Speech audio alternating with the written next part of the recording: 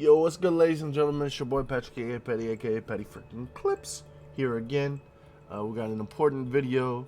Since we posted our top 20 a few days ago, ESPN had a Twitch stream where 4 ESPN analysts had to come to a consensus list, discussion slash debate format, similar to what we did actually. But clearly they had watched more games than my two compatriots. But we're just going to go over it, and I'm going to give you my thoughts, and I would love to hear your thoughts in the comments as well. Real quick, highlighted in blue are the differences between our lists. That would be players who were not on the other list are highlighted in blue.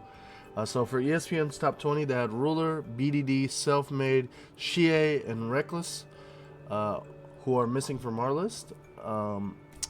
So that's Ruler, BDD, Self-Made, Shie, and Reckless. Yeah. Missing from their list that was on our list is Lamau, Bwepo, Yankos, CoreJJ, Barrow, and Bjergsen. So I have CoreJJ and Bjergsen highlighted in red because in my opinion this list would have no NA players. Obviously I did this list with 2 other people, whether it was for the meme or just to throw NA a bone, because obviously we're not going to make it out of groups.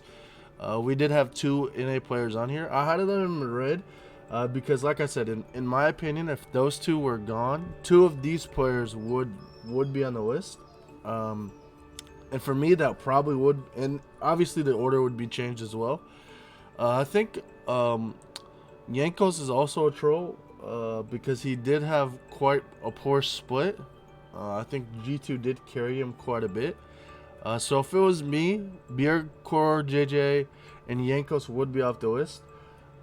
They were arguing towards the end about getting a support in there, whether that was Lamau or Barrow. For me, though, I do think support is going to have a major impact at Worlds, especially on Chinese and Damwon, mostly. Because those supports are very roam heavy and their ADCs play safe in weak side by themselves. So I think Barrow is going to have a massive impact at Worlds. Same with Lamau, to be honest, in my opinion. So I think those supports, for me, would stay on this list. Bwepo is a little bit of a troll. I'm a big Bwepo fan.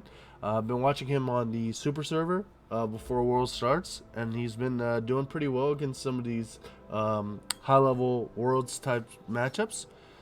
So it is a little bit troll, but we do got to give respect to the 1v1 champion of the world. Beat the Shy, beat Faker. So I could see a world where Bwepo's not on this list, but Barrow and Lamau, I would not remove. Yankos, I could see room. Clearly, CoreJJ and Bjergsen do not deserve to be on this list. I think swapping them with Ruler, BDD, and maybe Self-Made, I could see a world. Shie, I haven't seen enough, to be honest. For me, he's not somebody that I'm gonna go to bat to get onto my list. And Reckless, I think people calling him a KDA player is somewhat true, to be honest. I mean, I know it's a meme, but it's funny that they show his stats and his damage per minute is 9th in the league, but he has the #1 KDA, so it's pretty funny. But I don't think that's. I mean, I think he has played well, and I understand people's argument based on Fnatic's team. But I think Self-Made has been the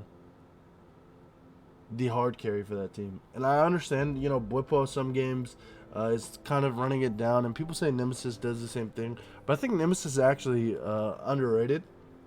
I think he performs well, but yeah, there are games where Bwepo is running a little, so I understand why people would say, well, in those games that they still win, it's Reckless, it's Self-Made, but I think it's more Self-Made, and I actually think Nemesis gets slept on a little bit. But, yep, I would add Ruler, BDD. The reason they're not initially on our list, honestly, for me, I think that them coming in, you could say that they would be on this list. I think our list had a little more emphasis on what they're going to do at Worlds and who the top 20 is going to be, versus who is the top 20 for sure coming in. So that's why for me, Ruler and BDD aren't on here. I'm not convinced about that team. So That's why for me, I don't think it's gonna change too much. But yep, our lists are pretty similar. Um, we have a lot of the same players. I think we have 13 or 14 of the same players. So there are, like I said, there's only just those few differences. The arrangement is a little different. We clearly have Carsa really high versus them having it really low. But like I said, for us, it's about who's going to really pop off at Worlds, not necessarily dependent on who was at their peak coming in. So we were kind of like estimating their impact at Worlds. And I think this jungle mid duo of Knight and Karsa is going to be absolutely key. One last point that I want to make. I was really disappointed in them dropping Nagari and thinking that Nagari was the 12th best player in the world. He was ranked 9th last year on ESPN's list. And in my opinion, the people above him didn't get that much better than him. And they have two mids or two tops they believe are better than Nagari. Whereas I honestly have Nagari at 3rd because I believe he's the best top winner in the world. I truly believe that, and I think he'll show that at Worlds when he comes. And I'm praying that he has a safe recovery and a quick recovery as he is dealing with a collapsed lung. So, but yeah, that's going to be it. Tell me in the comments whose list you think is better, ESPN's or mine. And obviously Tyler and Greg were a part of that as well.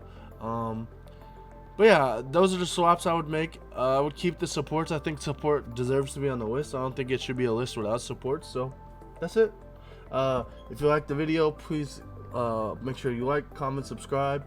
I am considering doing reactions to world songs. I haven't heard the first couple world songs. I've only come onto League of Legends the last couple years. So if you like to see that, make sure you comment. If there's anything else you'd like to see, you know where to leave it. Much appreciated. Thanks for watching.